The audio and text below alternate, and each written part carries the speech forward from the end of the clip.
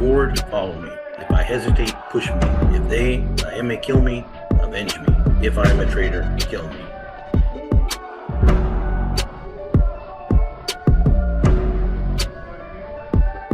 Gangsters, cops, and politicians, get ready to rock. We're on a mission. Each one of us shares our own vision.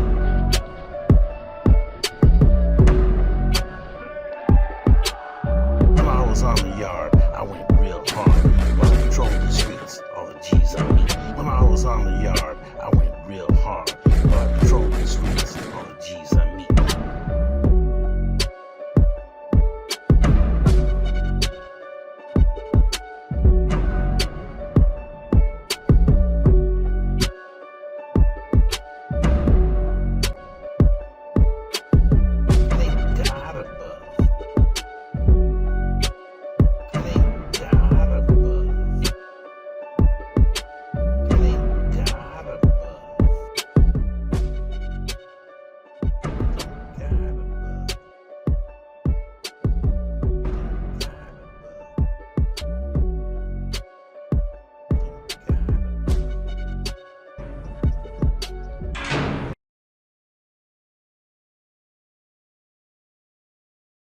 Saludos, it's your host, Gabe Morales. We've been covering Nuestra Familia members over the past 6 decades or so. Today, we're going to cover the P last names, as in purpose. I'll start off with Donald Wino Perez out of San Juan. I show that he was affiliated with the Northern Structure at San Quentin in 1983 under C number 34950. And I understand was housed with Skip Villanueva at that time, as well as Dancing Bear Miramontes, who spread the XIV bonds throughout the general population, true believers in the Norteño cause. But I understand eventually fell out of favor, and I heard was hit over 30 times, although not fatally. My understanding is that Donald Wino Perez was doing life. However, I show he has not been in custody for many years now.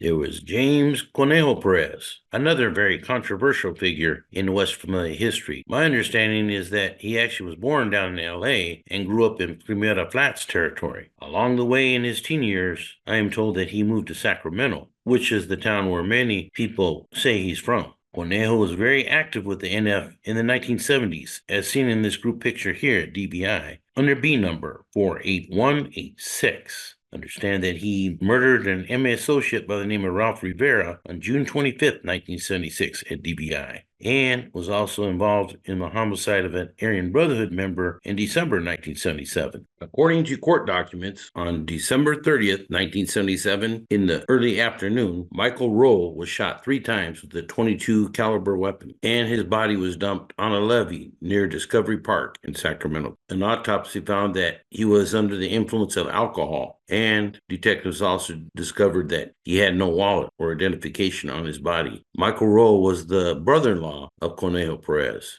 And an investigation found out that the evening before, he had been drinking with Conejo at his mother's house in Sacramento. Witnesses later stated that they found 6 .22 caliber bullets in the bathroom toilet, along with parts of a burned wallet with receipts belonging to Michael Rowe.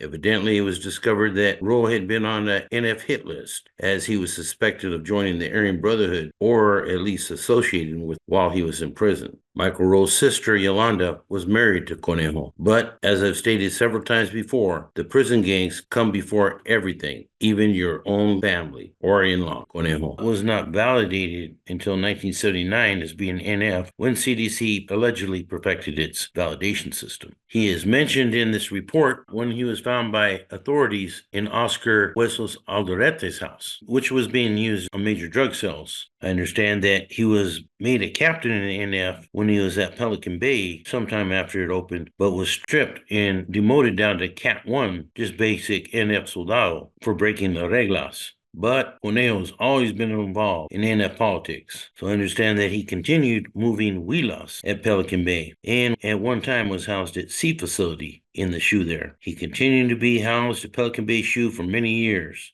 And then when the end of hostilities agreement came out, he was moved to Salinas Valley State Prison, whereby him and Chuco Guillen and a few others entered into peace talks with the Mexican Mafia. My understanding is they actually were doing major deals with MA members, sometimes at the expense of their own. This was all part of the state versus federal faction feud, but Conejo was eventually prosecuted on a RICO case involving many of those characters under BOP number 028 50-748. And my understanding is that Conejo is in a wheelchair and in pretty bad shape after years of drug abuse. He is currently 70 years old and may die of natural causes if the federal NF doesn't get to him first. There was another Rudy Perez that went by Pretty Rudy, who was out of East LA. I show he had B number 40128.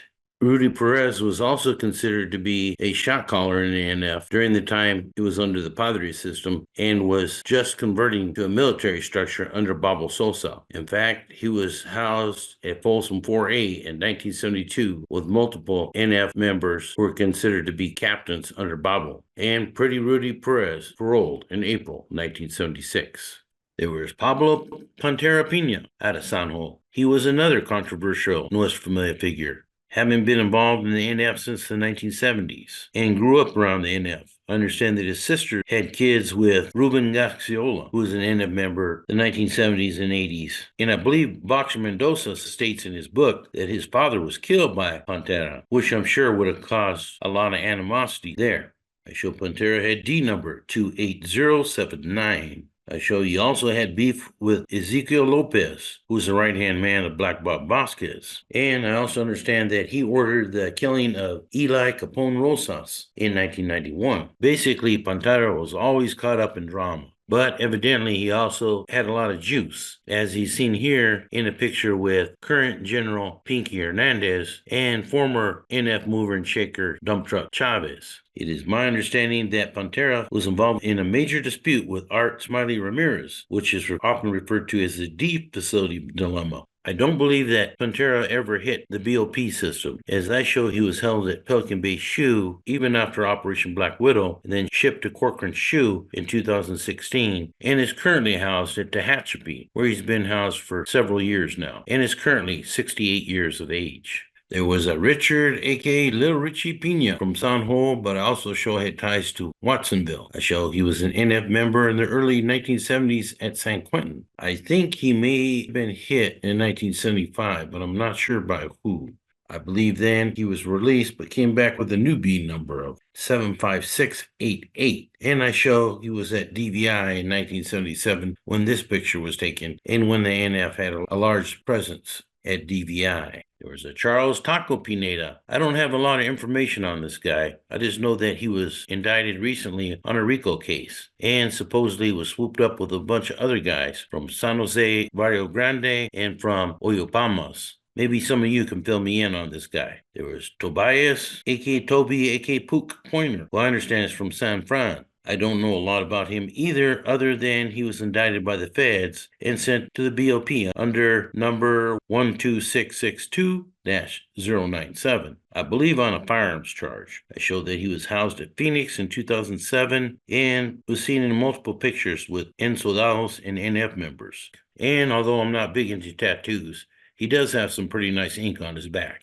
I show that Tobias Pointer was released from the feds on August 11th, 2009. There was Rex Posada out of the Bay Area. I show out of Daly City, but also connections to Redwood City. I show that he was locked up in the Youth Authority in 1975 for a homicide, but had parole by 1977. I show that he was facing burglary charges in 1979 at the San Mateo County Jail, when he would have been 21, but evidently was not sent to prison on that beef. He did get a probation violation in 1980, as well as 1981, when he was assigned C number 25445. I show he was released on that, but got a voluntary manslaughter charge in 1989 when he was assigned E numbers in Edward 7155. I then show he was released on that, but got parole violations in the 1990s for such things as assault with a deadly weapon, and I'm under the understanding that he was the one that sponsored Rojo into the Nuestra Raza before he was made NF. There was Brad Paulo Prigley out of Sacra,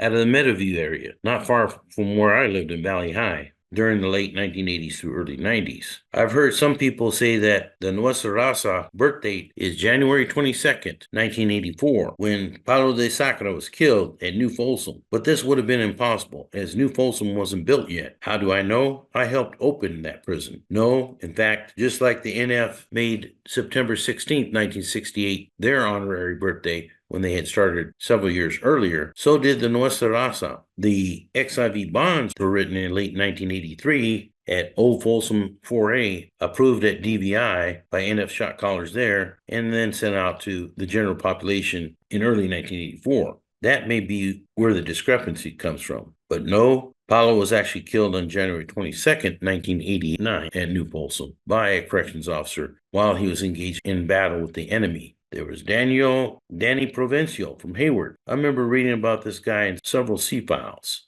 He was active in the 1980s in the Northern Structure under D number 12553. He then was released from custody but came back with H numbers in Henry 36647. I understand that he was shot at Wasco State Prison in January 2005. Provencio was hit by a large foam pellet from a 44 millimeter launcher, also referred to as foam balls, which are often used for riot control.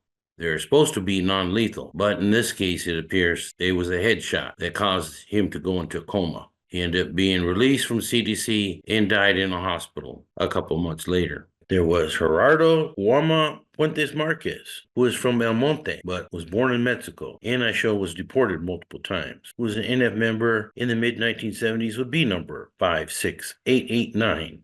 I believe he was released on that number, then came back with another B number, 59005, when he was housed at DVI in 1977. He was validated as being NF in 1979, released, but came back in the 1980s with D number, 8151. But I show that Puentes Marquez was off that D number by the mid-1990s. Before we go, I don't know if some of my talks help people or not, but let me give it a shot. Many people, even myself, have wondered, what is our purpose in life? Well, I have a few words of advice. First, you can identify things you care about, such as your family, your wife, your kids. Reflect on what matters the most. Is it your homeboys, backing them up, proving that you're a badass, or taking care of your familia, your wife, your kids once again? Which sometimes means backing down and not being reactionary to all the negative stimulus around you. Try to recognize your strengths and talents as well as your weaknesses and triggers so you can avoid them. Try doing something for other people. I've often volunteered working for young kids, even helping an old lady carry her groceries. I try to do at least one good deed a day. Try to think about things you're grateful for and thankful for. If you have a family that loves you, a few good friends, you don't need that many. Food on your table and a roof over your head, you are richer than you think. And with that, this is Gabe Morales signing off for Gangsters, Cops, and Politicians. If I go forward, follow me. If I hesitate, push me. If I may kill me, avenge me. If I am a traitor, kill me. Gangsters, cops, and politicians, get ready to rock. On a mission, each one of us shares our own vision.